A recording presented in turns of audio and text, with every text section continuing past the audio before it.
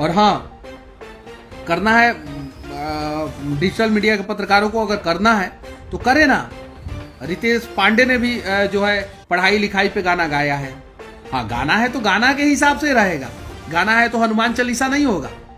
अभी अभी पत्रकारों का शेर कहे जाने वाले मनीष कश्यप ने लाइव आकर दे दिया है बहुत बड़े बयान। अभी कुछ दिन पहले मनीष कश्यप ने अपने आप को सरेंडर कर दिया था, लेकिन वहां से आने के बाद सभी न्यूज पत्रकारों को दे दिया है बहुत बड़ी चेतावनी, जिसको सुनकर आपके रूह कांप उठेंगे। मनीष कश्यप ने लाइव आकर के कहा, जितने भी पत्रकार न्यूज़पेपर एंकर वाले हैं वो सभी को एक एक करके जवाब दिया जाएगा। वो दिन मैं भूला नहीं हूँ जिस दिन मैं रोया था। क्या आप भी चाहते हैं कि पत्रकार मनीष सभी से एक एक करके बदला लें? तो कमेंट बॉक्स पे हमें जरूर बताएं। मनीष कश्यप को एक सच्चे पत्रकार मानते हैं तो वीडियो को लाइक और चैनल को सब्सक्राइब जरूर करें।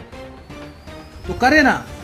रितेश पांडे ने भी जो है पढ़ाई लिखाई पे गाना गाया है।